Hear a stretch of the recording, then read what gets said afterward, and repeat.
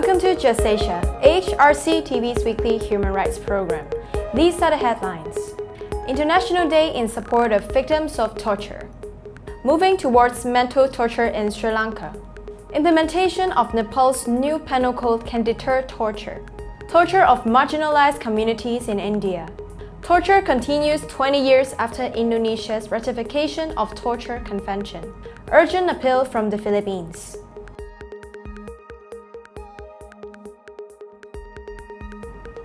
Welcome to AHRC TV's Just Asia. I'm Alexandra. This week, Just Asia focuses on the International Day in support of victims of torture, marked annually on June 26.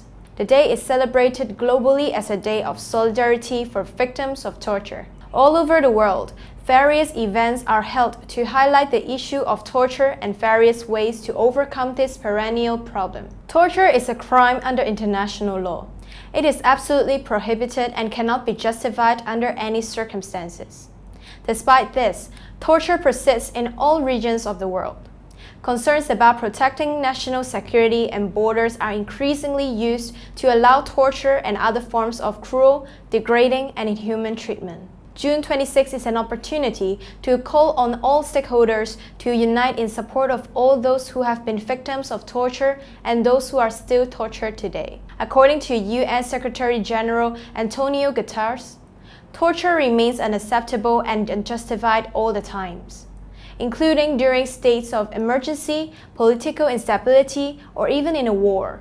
On this day, let us also pay tribute to all those who stand in solidarity with victims and their families, and reaffirm our commitment to ending this abominable and useless practice.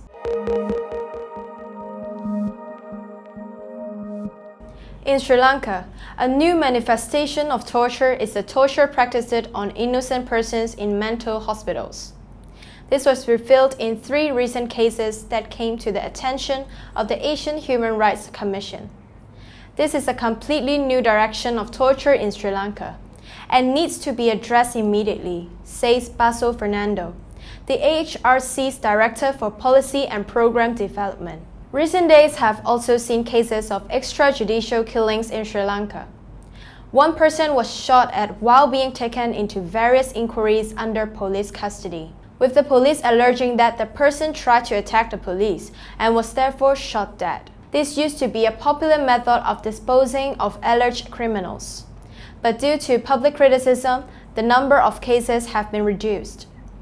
However, the method is surfacing once again, requiring immediate inquiry on the part of law enforcement authorities in Sri Lanka.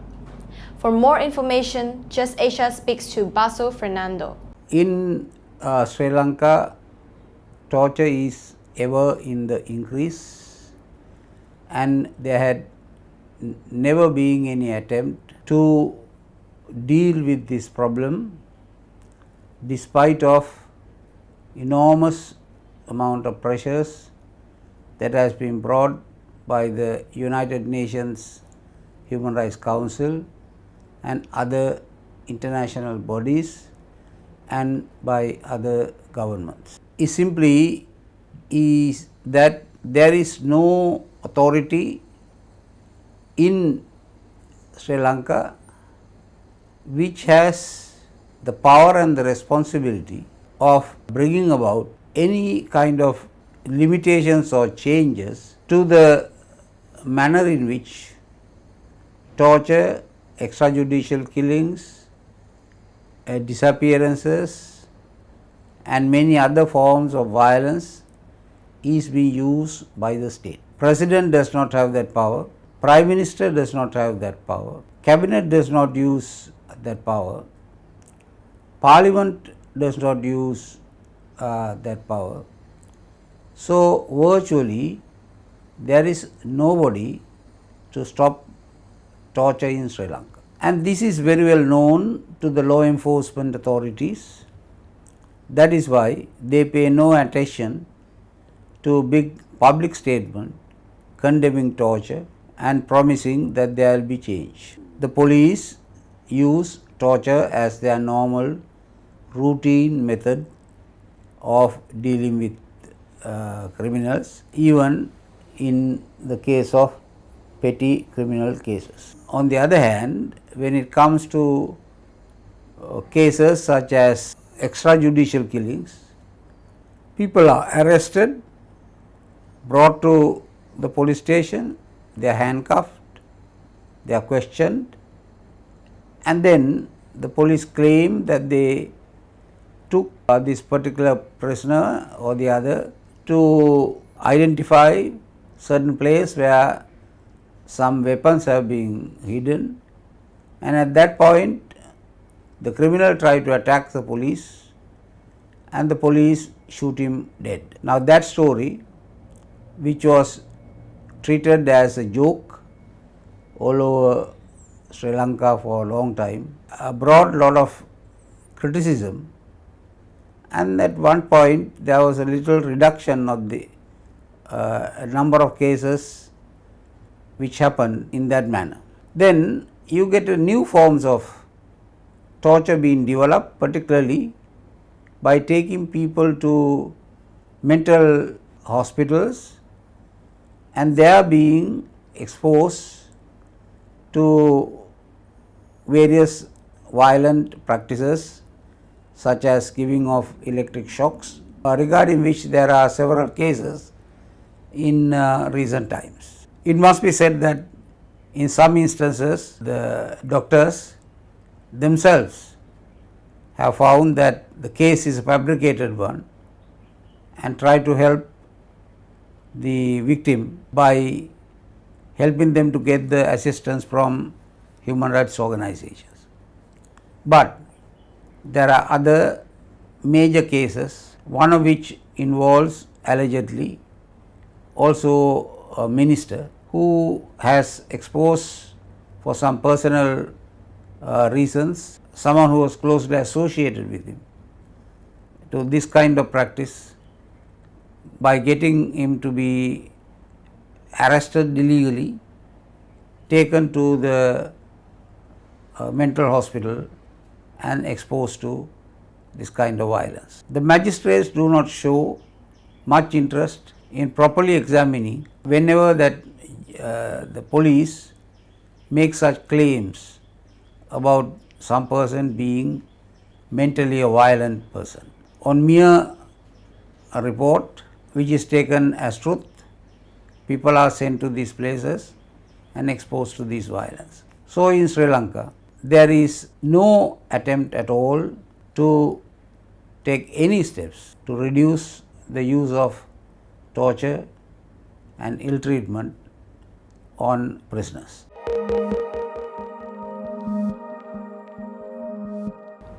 Next, the end of Nepal's decade-long civil conflict may have reduced the number of torture cases, but the methods of torture remain the same. Moreover, torture is still widely practiced in the country.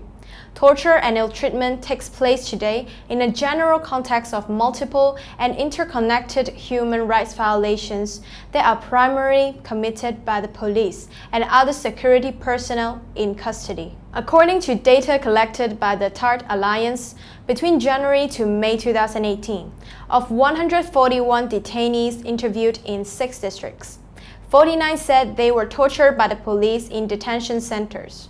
While the new Penal Code of 2017 has provisions criminalizing torture and ill-treatment, as well provisions noting that compensation should be paid by the perpetrator, the law remains to be implemented. If put into effective implementations, Nepal's new Penal Code can act as a strong deterrent against the practice of torture.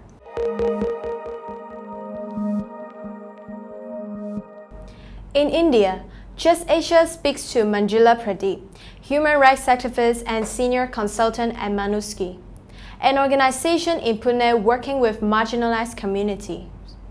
Ms. Pradeep was earlier the executive director of Navasarjan, one of the largest Dalit rights organizations working on issues of caste and gender-based discrimination in India. Ms. Pradeep speaks about how torture affects marginalized communities like Dalits in a disproportionate manner, with instances she has come across during her career.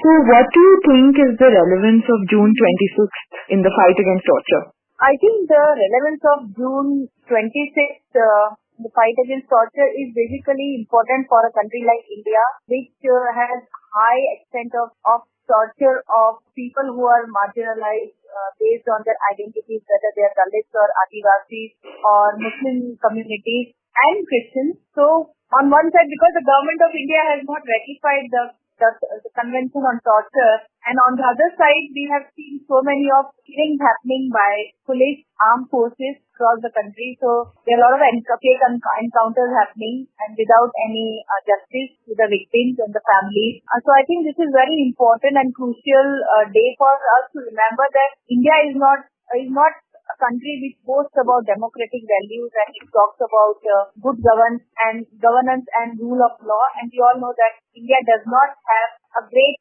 image across the world in terms of implementation of the laws, in terms of protecting the rights of the people who have been discriminated historically based on their identity. So I think it is very important and crucial for us to be part of this day so that we can reclaim our rights being human rights defenders, and because there have been a lot of police brutality, whether it is in police custody or it is in the prison, in the big jails, and also on the open fields or on the roads. There have been killings and torture by the police, and there have been I don't know whether there has been a single case where action has been taken and justice has been delivered to the victims of torture. And how do you think the Dalit community has been affected by custodial violence? I think Dalit community, they are affected because they are seen as people who are defiled, who are impure, and there is a kind of a hatred even in the administration, in the criminal justice system against the Dalits. So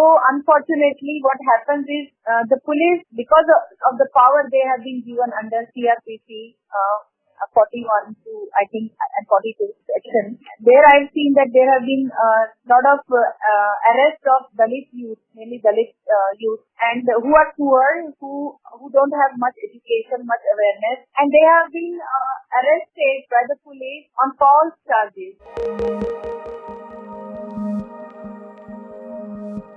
Moving to Indonesia.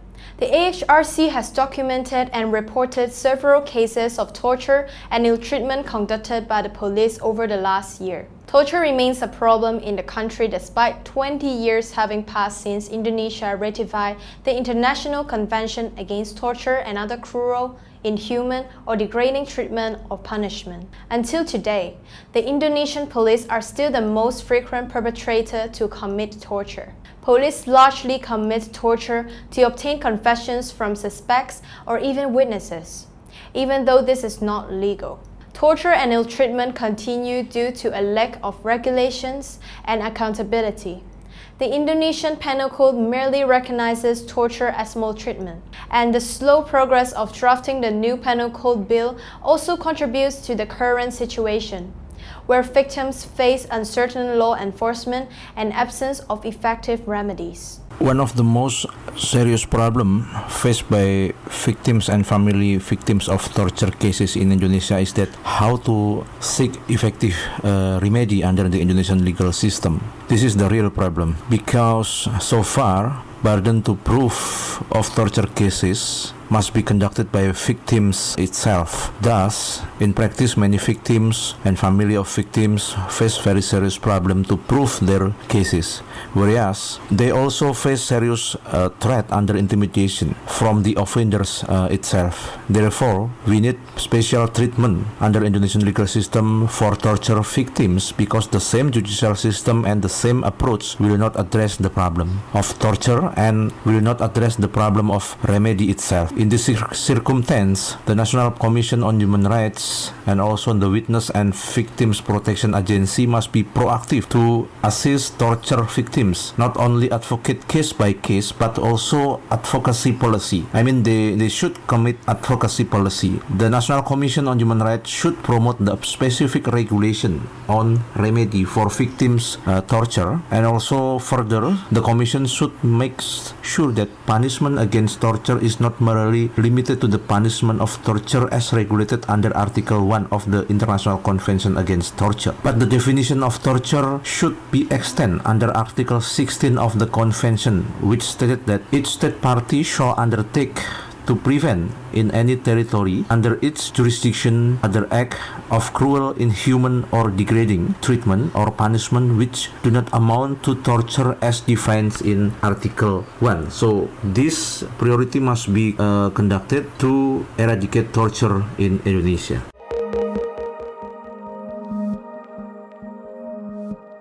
Finally, the Urgent Appeals Weekly features one case from the Philippines. The case reports the killing of an indigenous peasant leader in Agusan del Norte and the displacement of 2 indigenous communities. The peasant leader was involved in defending his ancestral land against large-scale mining. The 2 indigenous communities displaced were subjected to militarization.